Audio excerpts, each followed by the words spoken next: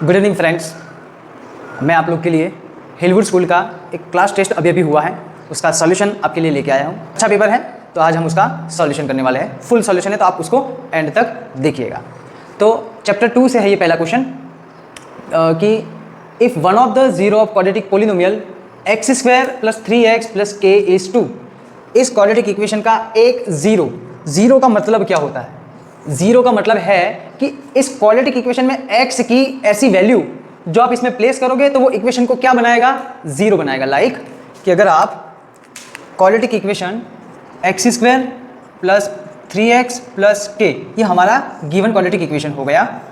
इस quadratic equation का zero मतलब ये कुछ ऐसी वैल्यू है जो इसमें प्लेस करने से इक्वेशन को क्या बनाएगा? जीरो बनाएगा। तो ऐसा कौन सा वैल्यू है जीरो? कि if one of the zero quadratic polynomial is 2, तो यानी कि वो x की वैल्यू कितनी दी गई है? 2 दी गई है। कि आप 2 इसमें प्लेस करो तो वो इक्वेशन को क्या बनाएगा? जीरो बनाएगा। तो जिसमें k क्या है? अननोन है, तो इस k की वैल्यू हमें फाइंड आउट करनी है। तो कुछ नहीं करना, सिंपल जो जीरो गिवन है इसमें इक्वेशन में प्लेस कर देना है, जिससे हमें k की वैल्यू मिल जाएगी। चलो, बड़ा सिंपल सा क्वेश्चन है, तो सबको आ जाएगा। कि x की वैल्यू 2 इसमें प्लेस करनी है, तो जहाँ x है वहाँ 2 प्लेस करना है, बाकी सब कुछ एज इट इज़। कि x के बदले में 2 प्लेस कर दिया, 2 का होल स्क्वायर प्लस 3, 2 प्लस के इज इक्वल टू 0। 2 का स्क्वायर हो जाएगा 4 प्लस 3 2 6 प्लस के इज इक्वल टू 0। 4 प्लस 6 हो जाएगा 10 प्लस के इज इक्वल टू 0, यानी कि के आप 10 को यहाँ ट्रांसपोज कर दो तो k is equal to -10। Here is the option B answer correct. Next question. तो student, next question very interesting question, बहुत अच्छा क्वेश्चन है और चैप्टर 2 से भी बोल सकते हैं, 4 से भी बोल सकते हैं। चलो क्या क्वेश्चन है देखते हैं। The zero of quadratic polynomial x square plus kx plus k is where k is equal to not 0। यहाँ k की वैल्यू क्या नहीं होनी चाहिए? जीरो नहीं होनी चाहिए ऑब्वियसली, क्योंकि अगर जीरो हो जाएगी तो ये क्वाड्रेटिक इक्वेशन में 3 टर्म नहीं रहेगी, खाली एक ही टर्म बच जाएगी। ठीक है, तो हमें एक क्वाड्रेटिक इक्वेशन एक सही मैनर में चाहिए। क्वाड्रेटिक इक्वेशन का स्टैंडर्ड इक्वेशन क्या होता है? ax square plus bx plus c is equal to 0। ये है क्वाड्रेटिक इक्वेशन का स्टैंडर्ड इक्वेशन। क्वाड्रेटिक पोलिनोमियल का एक पोलिनोमियल भी बोल सकते हो, इक्वेशन भी बोल सकते हो। ठीक है, तो जब आप इसके जीरो फाइंड आउट करते हो, जहाँ पे k पॉजिटिव है, लास्ट वाली टर्म k भी आपका पॉजिटिव है, तो आपके निकलने वाले जो जीरो होते हैं, जीरो यानी कि root of the equation, root of the equation जो आप स्प्लिटिंग द मिडिल टर्म से भी निकालते हो, बाय यूजिंग क्वाड्रेटिक फॉर्मूला से भी निकालते हो, तो उससे निकलने वाली जो वैल्यू है वो कैसी होगी? ठीक है, तो उसके ऑप्शंस है कि cannot both be positive, option B है cannot both be negative, option C है ऑलवेज अनइक्वल यानी कि अलग अलग होंगे, आर ऑलवेज इक्वल या फिर इक्वल होंगे। तो वो डिसाइड कैसे होगा? ठीक है, चलो। तो अच्छा क्वेश्चन है जिसका मैंने कंसेप्चुअल आपको बताता हूँ कि ये है क्या। आपका ये इक्वेशन है, आप इसको क्वाड्रेटिक इक्वेशन की मेन इक्वेशन से कंपेयर कर दो। ठीक है, अब कंक्लूजन में मैंने ऐसे सोचना है आपको कि अगर आपका कोएफिशिएंट ए, बी और सी, अगर आपका पॉजिटिव पॉजिटिव और पॉजिटिव तीनों ही वैल्यू कैसी है? पॉजिटिव है। तीनों ही वैल्यू कैसी है? पॉजिटिव। ए, बी और सी तीनों वैल्यू कैसी होनी चाहिए? पॉजिटिव। यार A, B and C both are positive positive positive. तो आप जो रूट बनाओगे ना इससे, वो हमेशा कैसे बनेंगे? नेगेटिव। चलो, तो इसको एक बार प्रूफ करके भी देख लेते हैं कि कोई ऐसा इक्वेशन फॉर्म करते हैं जिसमें a b c like this, जिसमें इसमें भी देखो इसके आगे कोएफिशिएंट 1 कैसा है? पॉजिटिव पॉजिटिव और ये पॉजिटिव, ये तीनों वैल्यू पॉजिटिव है। किसकी? गिवन क्वाड्रेटिक इक्वेशन की कोएफिशिएंट जो है वो कैसी है? पॉजिटिव। तो ऐसा एक इक्वेशन बनाते हैं और उसके रूट बना के देख लेते हैं, तो उसका नेचर हमें मालूम चल जाएगा कि वो पॉजिटिव है या नेगेटिव। चलो, कोई ऐसा इक्वेशन बनाते हैं जिसमें ए बी सी क्या होना चाहिए? पॉजिटिव होना चाहिए। तो मैं एक इक्वेशन फॉर्म करता हूँ, जैसे x square plus 5x plus 6। ठीक है, ये मैंने एक इक्वेशन फॉर्म करी जिसमें मेरा यहाँ पे भी कोएफिशिएंट मेरा पॉजिटिव यानी कि 1 है, यहाँ बी कोएफिशिएंट जो है वो 5 है, सी जो मेरा कांस्टेंट टर्म है वो कितना है? 6 है। ठीक है, तो अब मुझे इसके रूट निकालने हैं। तो रूट निकालने के लिए कौन सी मेथड आप लोग करते हो? स्प्लिटिंग द मिडिल टर्म करते हो, जो क्लास 9 में भी है, अब 10 में भी आपको वो तो आना चाहिए। तो 6 कैसे फैक्टर करने हैं? जिसका सम जो है वो मिडिल टर्म मिलना चाहिए। तो 6 कैसे फैक्टर होते हैं? 3 2 और 3 और 2 का आप प्लस करोगे, प्लस 3 प्लस 2 तो आपको कितना मिल जाएगा? 5 मिल जाएगा। यानी कि x square plus 3x plus 2x plus 6 is equal to 0। तो आप इसमें से अब कॉमन निकाल लो x, तो ये हो जाएगा x प्लस 3, यहाँ से प्लस 2 कॉमन चला जाएगा, यानी कि x plus 3 is equal to 0। तो आपका रूट क्या मिलेगा? x प्लस 2 और x plus 3 is equal to 0। अब एक बारी 0 को इससे कंपेयर करो, तो भाई x plus 2 is equal to 0, तो x is equal to -2। On same way x plus 3 is equal to 0, तो x इज इक्वल टू -3। तो देखो, जहाँ पे भी a coefficient, b coefficient, c coefficient की वैल्यू पॉजिटिव होगी, वो सारे ही केस में आपके जो रूट्स है वो हमेशा नेगेटिव मिलेंगे। कैसे मिलेंगे? नेगेटिव। आपके रूट्स हमेशा कैसे मिलेंगे? नेगेटिव।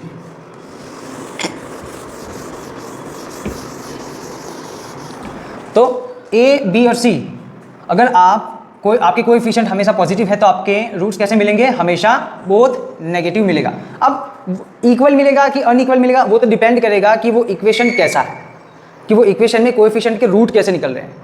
वो इक्वल अनइक्वल वो उसके ऊपर डिपेंड करेगा। तो इसमें इक्वल अनइक्वल ना देख करके हमें किसके ऊपर फोकस करना है कि उसकी साइन क्या है, उससे हमें आंसर मिलेगा।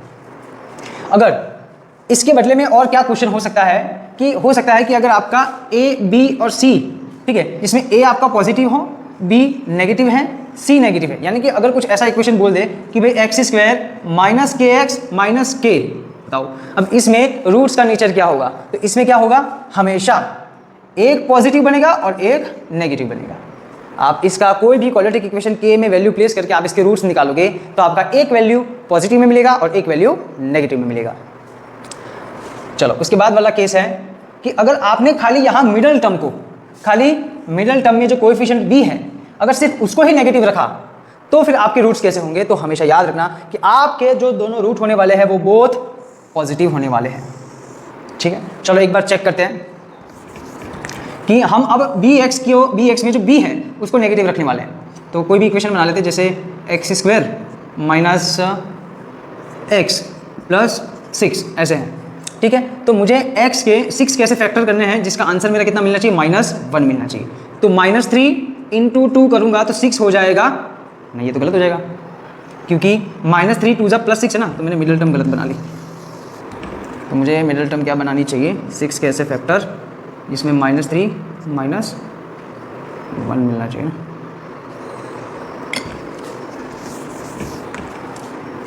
एक्स स्क्वायर प्लस का 6 मुझे रखना है। ठीक है,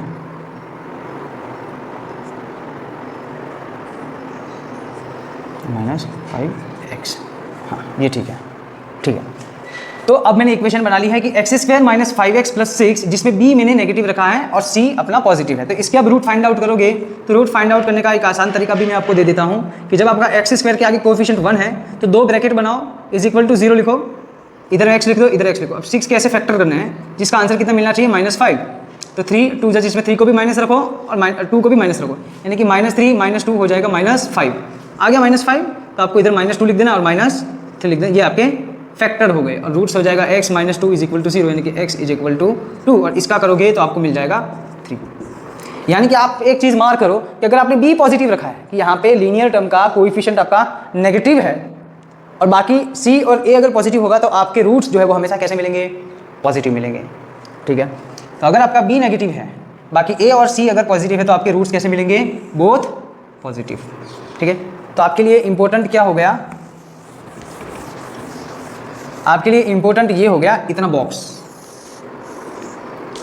कि अगर आप इसको अच्छे से ध्यान में रखते हो कि अगर आपका a b c पॉजिटिव है तो आपको दोनों ही रूट नेगेटिव मिलेंगे। अगर आपका b और c नेगेटिव है, a पॉजिटिव है, तो आपको हमेशा एक पॉजिटिव एक नेगेटिव रूट मिलेगा। और अगर आपका खाली b नेगेटिव है तो आपको बहुत पॉजिटिव रूट्स मिलेंगे। चलो अब इस क्वेश्चन में आते हैं। इस क्वेश्चन में आपके सारे ही कोएफिशिएंट क्या है? आपके सारे ही कोएफिशिएंट है पॉजिटिव। तो इसमें देखो ये है सारे कोएफिशिएंट है आपके पॉजिटिव, तो आपके रूट्स कैसे मिलेंगे? Both negative. चलो अब ऑप्शन में जाते हैं।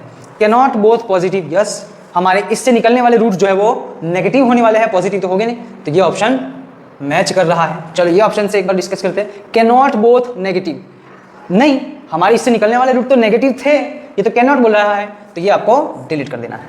ठीक है, always in unequal always are equal, that value is depend upon the value of k, कि वैल्यू ऑफ के यहाँ पे अगर फिक्स लिख दिया है कि इतनी ही लेनी है तो फिर आपको अनइक्वल इक्वल का आइडिया आएगा। पर ऐसे नॉन वैल्यू में हम एग्जैक्ट नहीं बोल सकते कि वो इक्वल रूट निकालेगा या अनइक्वल रूट निकालेगा।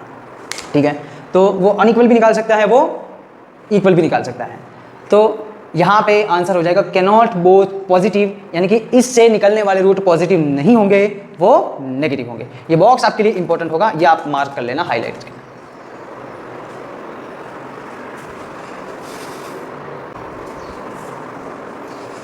ओके, तो now question number 3, very good question, simple question. ऐसा अगर बोर्ड में आ गया तो आप हैंडल कर सकते हो, पर क्वेश्चन में ध्यान देना कि लिखा क्या है, और इसमें भी चेंज हो सकता है, तो क्या चेंज हो सकता है वो भी मैं आपको बताऊंगा। Which of the following is not graph of quadratic polynomial, ऐसा कौन सा ग्राफ यहाँ गिवन है जो क्वाड्रेटिक इक्वेशन का नहीं है, क्वाड्रेटिक इक्वेशन का नहीं है।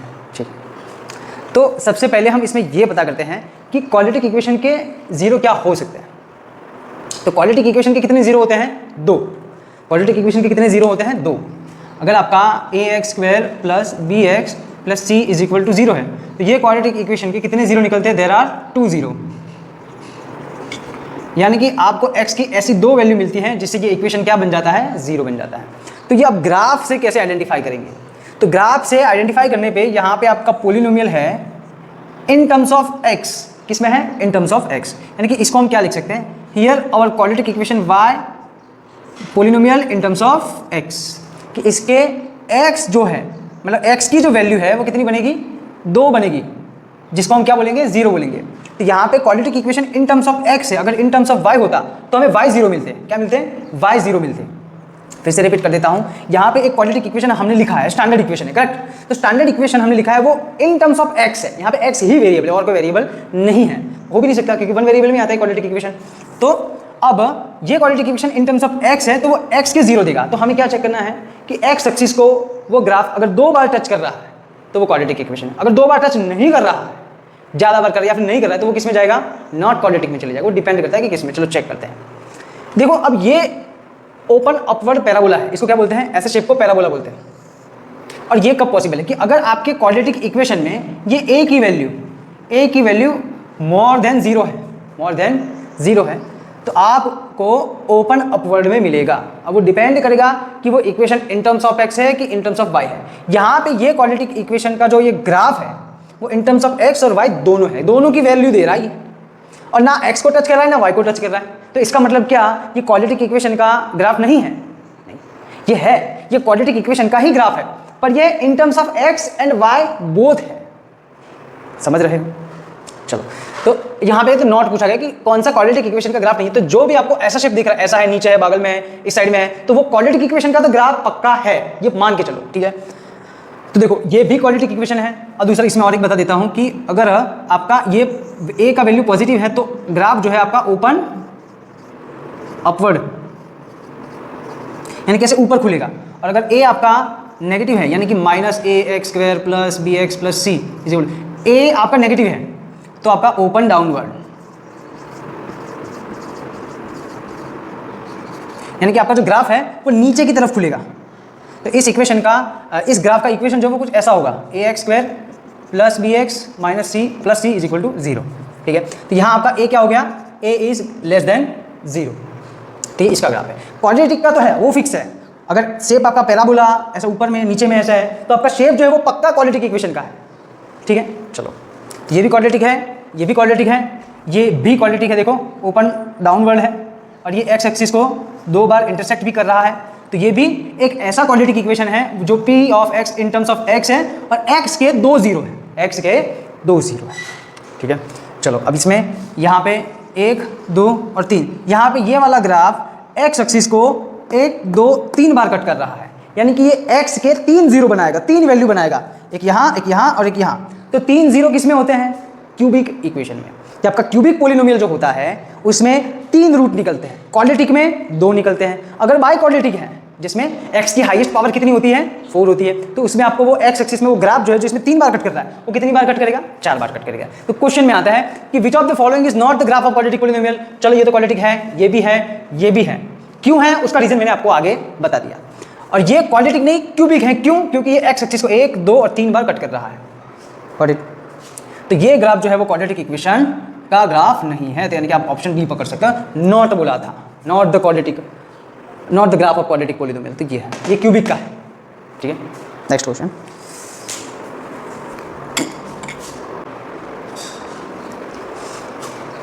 तो क्वेश्चन नंबर 4, सिंपल सा क्वेश्चन, ज़्यादा डिस्कशन नहीं है इसमें, तो फटाफट से सॉल्व हो जाएगा। खाली एक सिंपल सा फॉर्मूला है और सीधा answer. The quadratic equation whose roots are 1 and -12। आपके जो रूट्स है वो 1 एंड -12 है। तो इसके लिए आपको एक अच्छा सा फॉर्मूला याद रखना है कि अगर रूट के बदले में 0 भी बोल दे तब भी आप इसका इक्वेशन फाइंड आउट कर सकते हो बाय यूजिंग दिस मेथड। कि रूट्स बोल सकते हैं, रूट्स के बदले में 0 भी बोल सकता है, दोनों सिमिलर मीनिंग है, ठीक है? तो चलो, अगर आपके 0 रूट अगर एक अल्फा है तो दूसरा क्या होगा? बीटा। तो इसका एक स्टैंडर्ड फॉर्मूला है जो आपको याद रखना है कि भाई x square minus alpha plus beta into x plus alpha into beta is equal to 0। ये है, अगर एक आपका अल्फा है तो दूसरा आपका बीटा है, तो आपको यहाँ पे एक बार सम रख देना है और एक बार इन दोनों का इंटू करके यहाँ पे रख देना है, तो आपका क्वाड्रेटिक इक्वेशन फॉर्म हो जाएगा which is directly dependent upon the given roots, कि वो रूट के ऊपर से इक्वेशन कैसे निकला उसका फॉर्मूला है। ठीक है, तो चलो एक अल्फा, तो यहाँ पे अपना एक जीरो क्या है 1, तो यहाँ पे एक्स स्क्वायर माइनस अल्फा में मैं 1 डाल दूँ प्लस बीटा मेरा माइनस हाफ है into x plus alpha into beta, तो एक मेरा 1 है दूसरा मेरा माइनस हाफ है इज इक्वल टू 0। ठीक है, चलो तो भाई एक्स स्क्वायर माइनस 1 एक में से आधा जाएगा प्लस माइनस माइनस, तो 1 माइनस हाफ तो हाफ इंटू एक्स प्लस, चलो यहाँ पे प्लस माइनस माइनस हो जाएगा तो यहाँ प्लस के बदले में हो जाएगा माइनस और ये हो जाएगा हाफ। बहुत बढ़िया, ठीक है भाई। देखो ये इक्वेशन कुछ ऐसे बनी कि भाई x square minus 1/2 x minus 1/2 is equal to 0। ठीक है, चलो इसमें से 2 सबका एलसीएम ले लेते हैं इंटू 2, तो सबका 2 कॉमन हो गया, यानी कि ऊपर 2x square minus x 1 into x 1 और divide by 2 is equal to 0। 2 यहाँ पे आ जाएगा 0 हो जाएगा, यानी कि 2x square minus x minus 1 is equal to 0। ठीक है, तो आप एक बात मार्क करो कि मैंने एक क्वेश्चन आया था आगे कि एक पॉजिटिव और एक नेगेटिव, यहाँ पे एक रूट आपका एक पॉजिटिव है और एक नेगेटिव है, यानी कि यहाँ पे आप देखो कि coefficient of B and coefficient of C दोनों नेगेटिव हैं। समझ में आया ना कि आपका अल्फा एंड बीटा दोनों रूट में एक पॉजिटिव और एक नेगेटिव कब होता है, जब यहाँ पे बी और सी दोनों ही नेगेटिव। चलो ठीक है, फिलहाल इस क्वेश्चन का आंसर क्या है कि ये रूट यहाँ पे प्लेस करने से इक्वेशन क्या मिला 2x square minus x minus 1, तो ये रहा ये option 2x square minus x minus 1 is our answer. ठीक है, बेसिक कंसेप्चुअल डाउट नहीं होना चाहिए, दैट्स वाई मैं थोड़ा डिस्कशन कर देता हूँ कि आपका दोनों रूट अलग अलग साइन का है, तो आपका हमेशा बी और सी जो है वो हमेशा नेगेटिव ही रहेगा, वो फिक्स है। अगर इतना भी पता है ना तो भी आप डायरेक्ट चूज कर सकते हो, ये ऑब्वियसली नहीं होगा, फिक्स है, क्योंकि यहाँ पे अपने रूट्स क्या है, एक नेगेटिव है एक पॉजिटिव है। ठीक है, तो ये हो गया। चलो बी ऑप्शन आंसर है।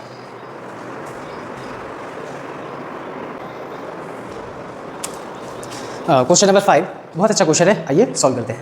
If one root of equation x square plus p x plus 12 is equal to 0 is 4, मतलब इस इक्वेशन का रूट है 4, while the equation x square plus p x plus q is equal to 0 has a equal root. ठीक है, इस equation के equal roots होने वाले हैं। ठीक है, द वैल्यू ऑफ क्यू, यानी कि हमें ये क्यू की वैल्यू फाइंड आउट करनी है जो कितनी होगी। ठीक है, और यहाँ पी है वो हमें यहाँ से मिल सकता है, क्योंकि दोनों ही इक्वेशन डिपेंडेंट इक्वेशन है। ठीक, क्योंकि अगर यहाँ पी है तो यहाँ पे भी पी है, तो यहाँ पे जो जितना पी का वैल्यू होगा उतना ही यहाँ पे होगा, क्योंकि दोनों ही तो रिलेटेड है, तभी तो देंगे वरना क्यों देंगे।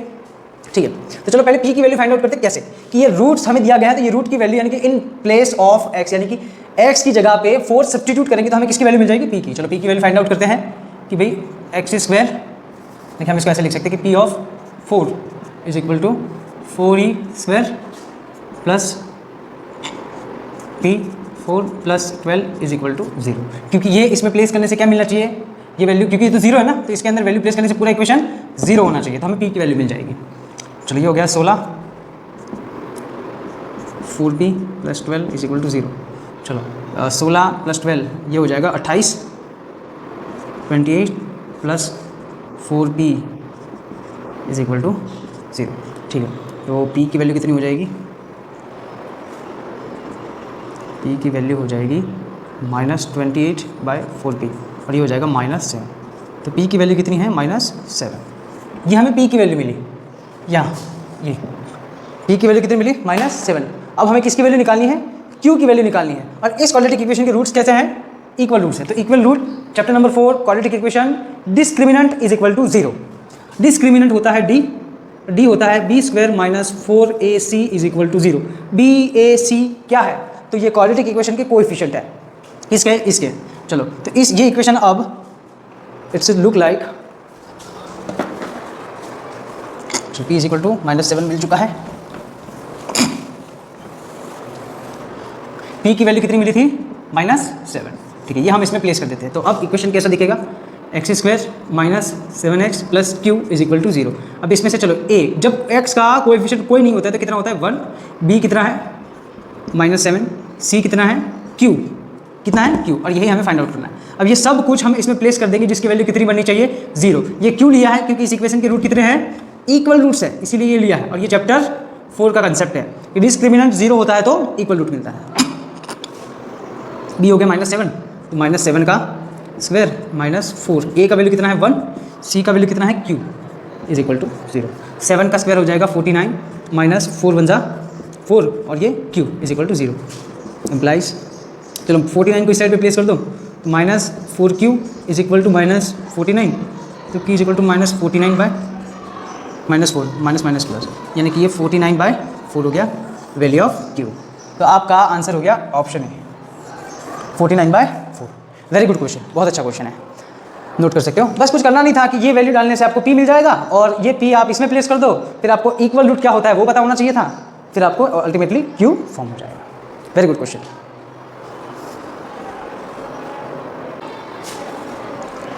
क्वेश्चन नंबर 6 सेक्शन बी से, फॉर्म क्वाड्रेटिक पॉलिनोमियल वो zeros are this and this. आगे भी क्वेश्चन में जो हमने एक इक्वेशन डिस्कस करा था कि एक आपके पास 2 जीरो है और जीरो के ऊपर से आपको क्वाड्रेटिक पॉलिनोमियल फाइंड आउट करना है, तो उसके लिए आपको कौन सा फॉर्मूला याद रखना था। मैंने बोला था कि भाई x² minus alpha plus beta bracket में लिखना है into x plus alpha into beta. Alpha और बीटा क्या है आपका zero of quadratic polynomial, alpha and beta are zero of quadratic polynomial, ठीक है, जिसमें आपको एक ये गिवन है और एक ये गिवन है। तो आप एक बार सम कर दो और एक बार प्रोडक्ट कर दो, जो आएगा, जो आंसर आपका आएगा वो आपको उसमें डाल देना है, जिससे आपको क्वाड्रेटिक इक्वेशन मिल जाएगा। तो मैं क्या करता हूँ, alpha plus beta find out कर लेता हूँ।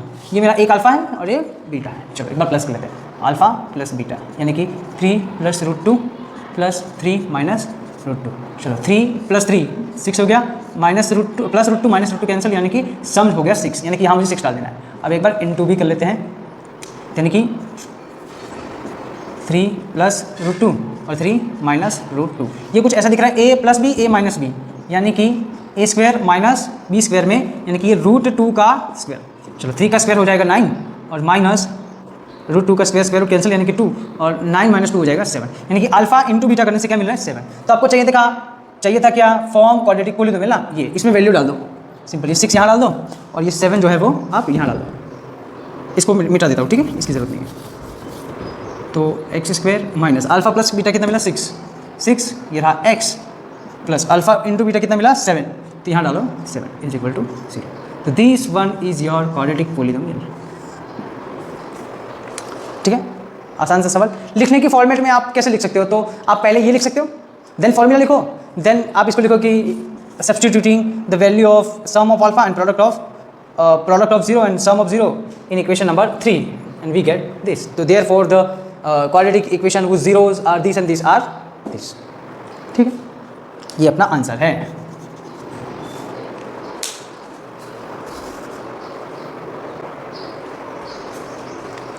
Question number 7, find the value of phi so that quadratic equation px x - 3 + 9 is equal to 0 has 2 equal root. हमारे यहाँ पे एक क्वाड्रेटिक इक्वेशन गिवन है, पहले उसको क्वाड्रेटिक इक्वेशन में अच्छे से फॉर्म करना है, और उस क्वाड्रेटिक इक्वेशन के रूट कैसे हैं, 2 इक्वल रूट, मतलब डिस्क्रिमिनेंट इज इक्वल टू 0। चलो पहले इसको क्वाड्रेटिक इक्वेशन फॉर्म करवाते हैं।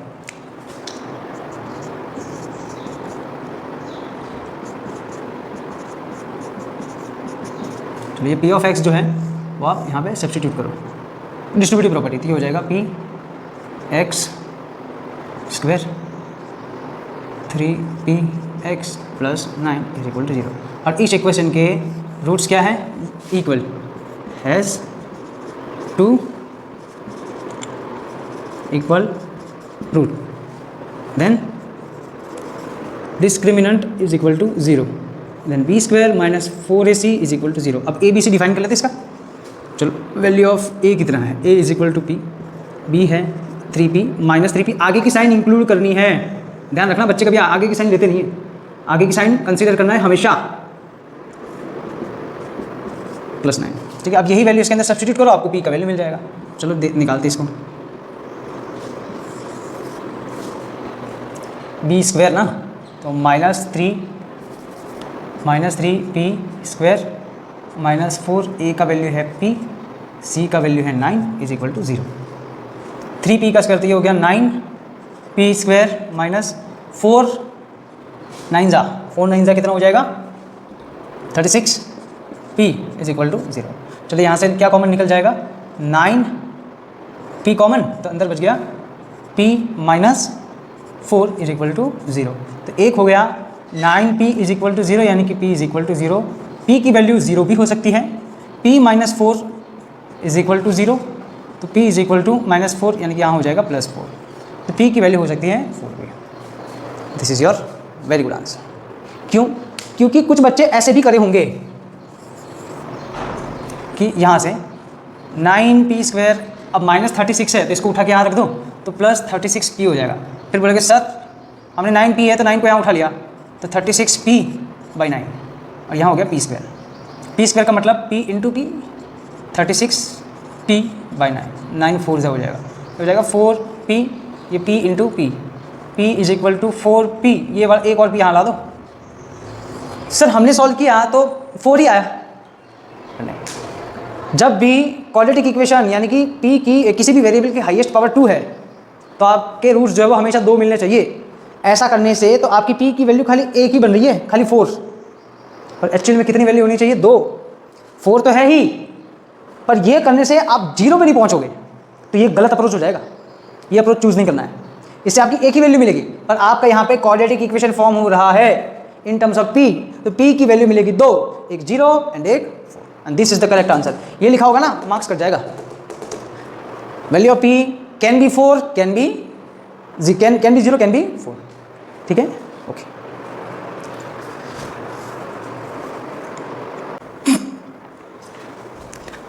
Section C, question number 8, show that minus half and 3/2 minus 3/2 are the zero of polynomial 4x square plus 4x minus 3 and verify the relationship between zeros and coefficient of polynomial। Chapter 2 का question है, अच्छा question है। कैसे करना है कि सबसे पहले ये जो रूट्स यहाँ गिवन है, जीरो जो यहाँ गिवन है, उसको चेक करना है कि क्या वो इसी पोलिनोमियल के जीरो है। तो चेक करने के लिए क्या करना होता है कि यहाँ पे जो वैल्यू ऑफ x गिवन है वो आपको इसमें सब्स्टिट्यूट करना है। क्या करना है? सब्स्टिट्यूट करोगे तो ये इक्वेशन क्या बन जाना चाहिए?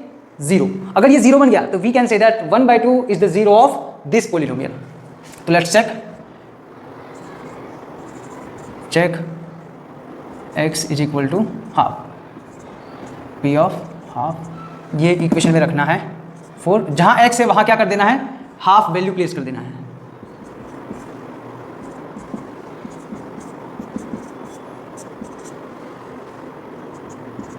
तो देखो इसमें ये तो 1/4 प्लस 4 1/2 माइनस 3, चलो ये कितना हो गया? ये 2 हो गया, ये 1 हो गया, तो यहाँ बच ये हो गया 1, ये हो गया 2 और ये हो गया -3, यानी कि 3 - 3 यानी कि 0। Yes, -1/2 is the zero of polynomial. अब अगेन कौन सा चेक करना है? -3/2 चेक करना। चलो यहाँ चेक कर लेते हैं, स्पेस की थोड़ी कमी हो जाती है ना। -3/2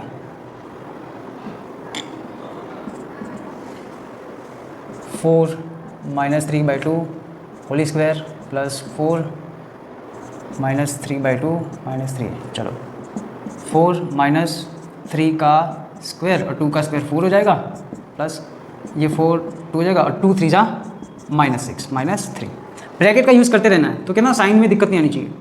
यहाँ पे स्क्वायर डिस्ट्रीब्यूट किया है, 2 का स्क्वायर 4 कर दिया, -3 का भी मैं कर रहा हूँ, 4 4 कैंसिल हो गया, तो -3 का स्क्वायर 9, -3 का स्क्वायर 9, प्लस माइनस माइनस 6 -3, -6 -3 -9 और ये है प्लस का 9, 9 - 9 0। तो yes, half and -3/2 are the zero of polynomial 4x² plus 4x -3। इतना क्वेश्चन हुआ यहाँ तक। अभी क्या करना है? Verify the relationship between zero and coefficient. तो ये तो लिखना ही है, ठीक है, इसके आगे भी पार्ट है।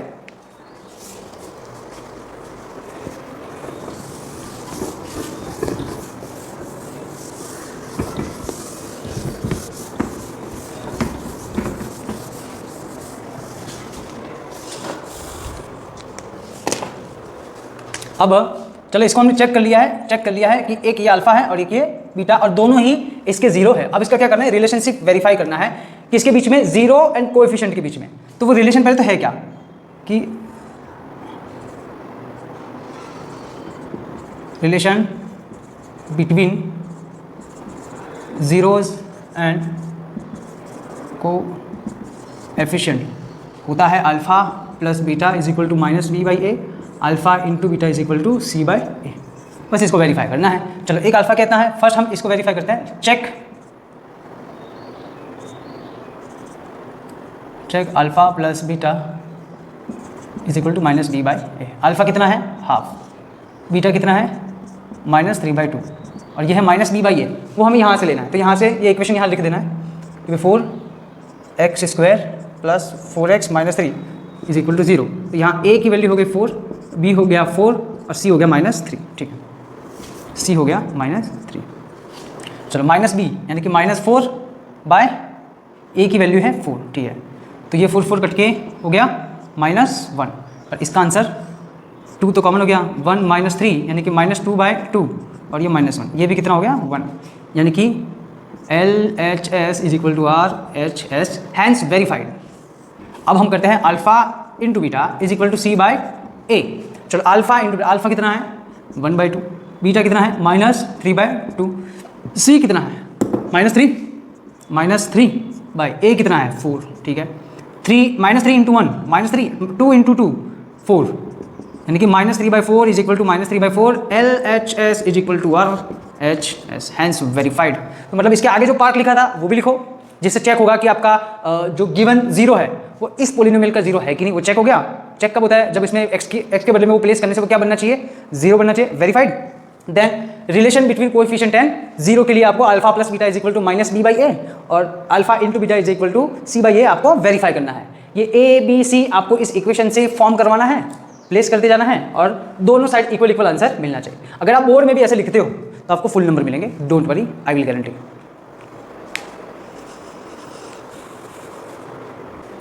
Solve 4 divide by x plus 3 -1 is equal to 5 by x plus 1 4x। इसको फाइंड आउट करना है, क्वाड्रेटिक इक्वेशन का क्वेश्चन है। Well x is equal to -3 and -1 नहीं होना चाहिए, क्योंकि -3 और -1 अगर हो गया तो इधर x की वैल्यू मतलब इसके जो भी रूट निकलेंगे ना वो -3 और -1 नहीं निकलना चाहिए। ठीक है, चलो अब इसको सॉल्व करते हैं। तो सबसे पहले मैं 1 को यहाँ ले लेता हूँ और इसको उठा के यहाँ रख देते हैं। तो मेरा इक्वेशन कैसा दिखेगा? 4 बाई एक्स प्लस 3, ये पूरा इसको उठा के मैं यहाँ रखूँगा तो ये जो आगे प्लस में है वो किस में हो जाएगा? माइनस में। तो -5 बाई एक्स प्लस 1, इसको ना ट्रांसपोज बोलते हैं, ट्रांसपोज पता होना चाहिए।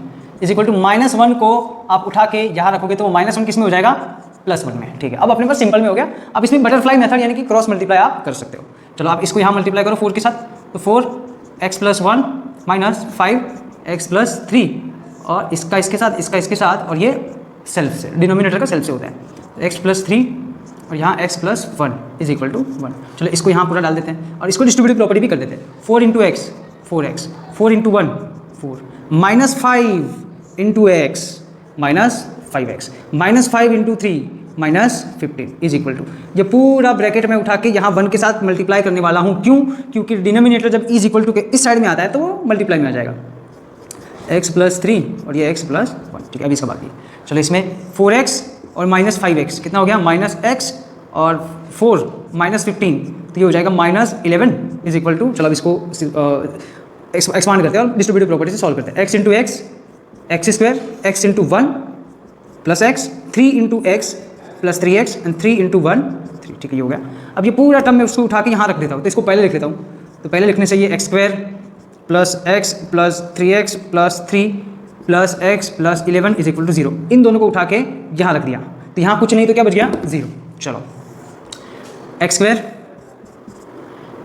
Plus x plus 3 plus x, चलो ये 1 ये 4 हो गया, ये 5 यानी कि प्लस 5x। चलो 3 प्लस 11, 3 प्लस 11 हो जाएगा 14 इज इक्वल टू 0।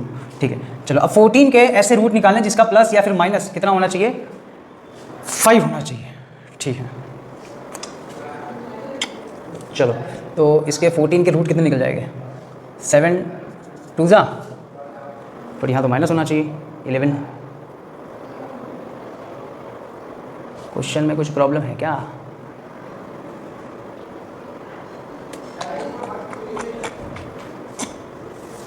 रूट तो नहीं निकल रहे हैं,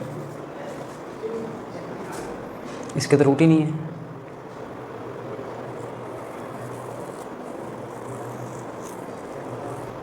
बट क्वेश्चन एक बार चेक कर लेता हूँ। क्वेश्चन तो बिल्कुल सही लिखा है, ठीक है, गलती भी नहीं है किधर भी।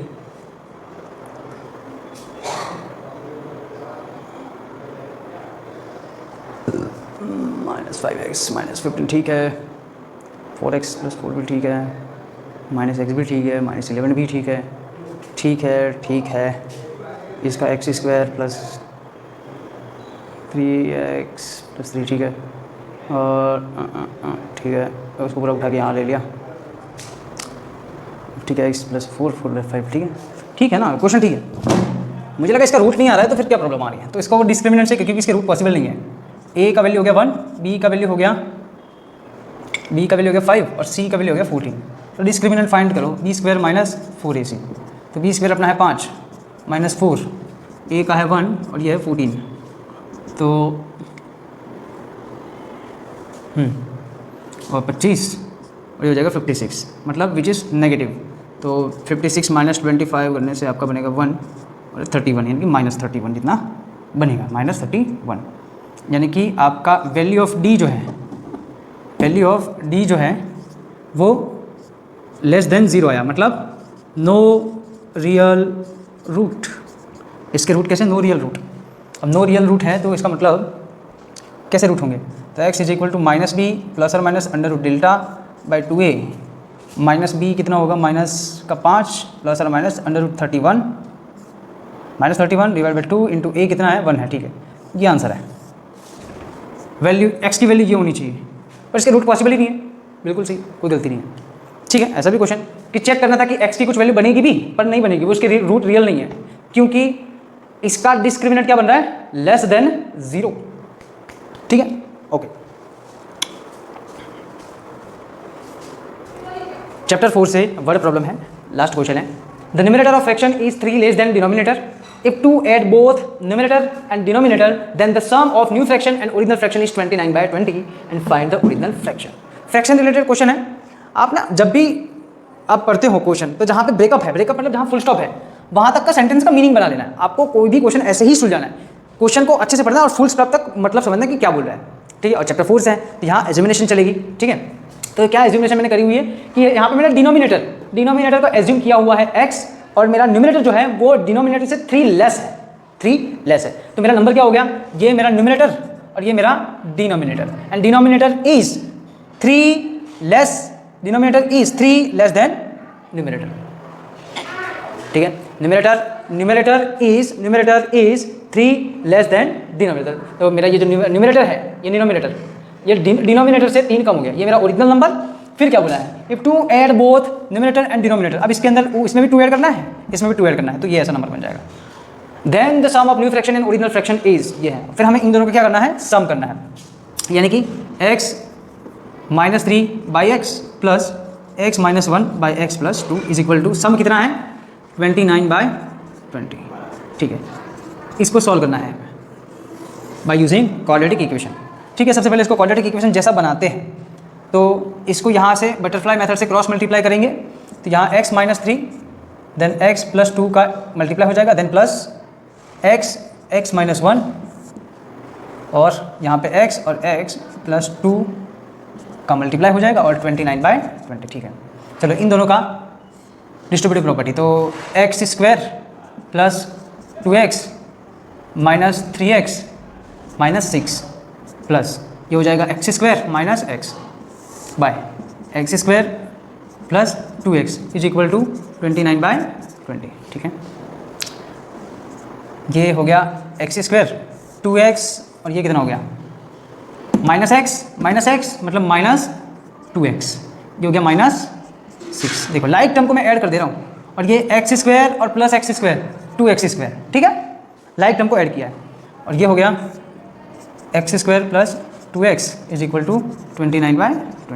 चलो अब इसको यहाँ मल्टीप्लाई कर लेते हैं, तो 20 x² 2x² 2x - 6 29 x² + 2x, marker change कर लेता हूँ।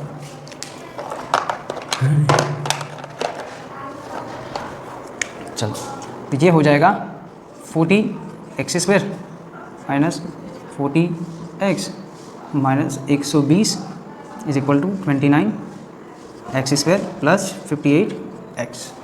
ठीक है, अब ये पूरा इस साइड पे ला देते तो 40 एक्स स्क्वायर, या 29 पहले उठाओ तो मतलब एक्स स्क्वायर के साथ एक्स स्क्वायर वाले टर्म में साथ में लिख देता हूँ, हो जाएगा minus 29 x square minus 40 x. अब इसको यहाँ ले लेते हैं, minus 58 x minus 120 is equal to 0। ठीक है,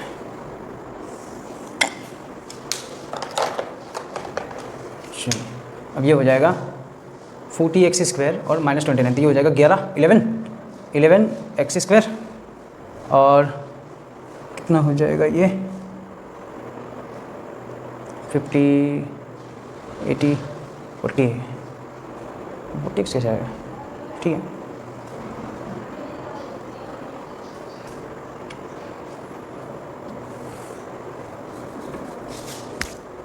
इलेवन एक्स स्क्वायर माइनस 40 और ये हो जाएगा 98 x minus 120 is equal to 0। ठीक है, तो ये इक्वेशन फॉर्म करने तक पहुंच गए थे। अब इसको आगे स्प्लिटिंग द मिडिल टर्म से सॉल्व करने की कोशिश करते हैं। चलो 120 इंटू 11 यानी कि 11 इंटू 12 होता है 132 और पीछे 0। ठीक है, यानी कि 1 3 2 0। इसके मुझे ऐसे फैक्टर चाहिए जिसका आंसर मेरा क्या बन जाए 98 बन जाए।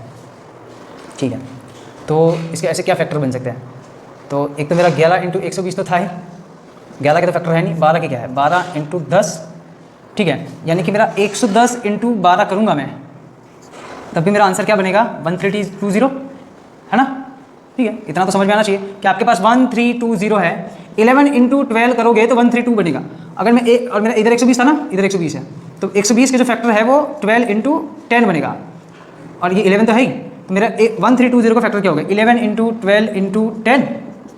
तो 11 इंटू 10 मैं 110 मानूँ और ये मेरा 12, मतलब इसका मल्टीप्लाई भी करूँ तभी ये हो जाएगा। क्यों ये सोचा, क्योंकि 110 में से आप 12 को माइनस करोगे तो आपका 98 बन जाएगा। ठीक है, फैक्टर सोचने का तरीका है ये कि आपका फर्स्ट टर्म और लास्ट टर्म से आप मल्टीप्लाई करने पे जो नंबर आ रहा है उसको ब्रेकअप करो जितना हो सकता है, और ब्रेकअप करके आपका प्लस या फिर माइनस मिडिल टर्म बननी चाहिए, और ये नहीं आ रहा है तो आप क्वाड्रेटिक फॉर्मूला वाली मेथड भी कर सकते हो। ठीक है, तो मेरा नंबर क्या बन गया, मेरा नंबर बन गया 110 एंड 12, कि यहाँ पे मेरा फर्स्ट टर्म और लास्ट टर्म का मल्टीप्लाई है -1320। इसमें मैं -110 इंटू 12 करूँगा तो मेरा आंसर -1320 भी बन जाएगा, और इसका प्लस करूँगा तो मेरा 98 भी बन जाएगा, यानी कि 11 x square minus 110 x plus 12 x minus 120 is equal to 0। इसको मिटा देते, इसकी ज़रूरत नहीं होती। ठीक, चलो इसमें से कॉमन क्या निकलेगा 11 एक्स, तो ये हो गया एक्स माइनस 10, इसमें से प्लस का 12 और ये हो गया x minus 10 is equal to 0। ठीक है, तो 11 x plus 12 x minus 10 is equal to 0, तो 11 एक्स इज इक्वल टू 12, तो x is equal to -12 by 11। ठीक है, ये एक रूट मिला। दूसरा x is equal to minus का प्लस का 10। ठीक है, तो हमने जो आगे एज्यूम क्या किया था कि लेट न्यूमरेटर जो था वो x -3 था, डिनोमिनेटर जो था वो x था, करेक्ट। तो ये x की वैल्यू इसमें प्लेस करो, तो x की वैल्यू प्लेस करने से ये हो जाएगा 10 - 3 और डिवाइड बाय 10, यानी कि 7/10। ये हमारा क्या था ओरिजिनल फ्रैक्शन। तो our original fraction will be 7/10 and if 2 added तो ये हो जाएगा 9/12। इधर भी 2 ऐड करना है और इधर भी 2 ऐड करना है, तो ये बन जाएगा। आसान सा सवाल है, हो सकता है आपको टाइम लगे। मेन इक्वेशन फॉर्म होनी चाहिए, और इक्वेशन फॉर्म होके आपको स्प्लिटिंग द मिडिल टर्म आना चाहिए। स्प्लिटिंग द मिडिल टर्म के लिए आपको अच्छी खासी प्रैक्टिस करनी है। अच्छे बच्चे इसमें गोते खाते हैं, तो जितना हो सके उतना स्प्लिटिंग द मिडिल टर्म वाले क्वेश्चन करना है। अगर आपका बोर्ड में क्वेश्चन आता है सेक्शन डी में 5 नंबर में इस चैप्टर से याद, तो फिर आपको 3rd चैप्टर से लीनियर इक्वेशन इन 2 वेरिएबल एक क्वेश्चन पक्का मिलता है 5 नंबर में, और वो ऐसा ही कोई क्वेश्चन होता है। लेंथी होता है पर हो जाता है। अगर आपको सही से एज्यूम करो, अकॉर्डिंग टू क्वेश्चन आप चलते जाओ, तो आप कहीं पे रुकना नहीं है, बस आराम से चलना है, हड़बड़ी बिल्कुल नहीं करनी है, बस चलते जाओ, आपका आंसर आ जाएगा। ठीक है, ये क्वेश्चन सॉल्व हो गया। और अगर आपके कुछ और भी डाउट्स हैं तो आप मुझे डायरेक्ट यूट्यूब में या फिर ईमेल कर सकते हो। मेरा व्हाट्सएप नंबर भी मैंने डाला हुआ है, उसमें भी आप मुझे मैसेज कर सकते हो। कोई भी डाउट है आपको यूट्यूब पे उसका सॉल्यूशन मैं दूंगा। सॉल्यूशन तो कोई भी दे देगा, पर I will explain you in detail में समझाऊंगा आपको मैं। ठीक है, तो बेस्ट ऑफ लक। और ये पूरा पेपर अच्छा था, 2 चैप्टर थे इसमें। ठीक है, अब मिलते हैं किसी नए डाउट के साथ। नया किसी को कुछ डाउट आएगा तो let's meet you soon. Thank you.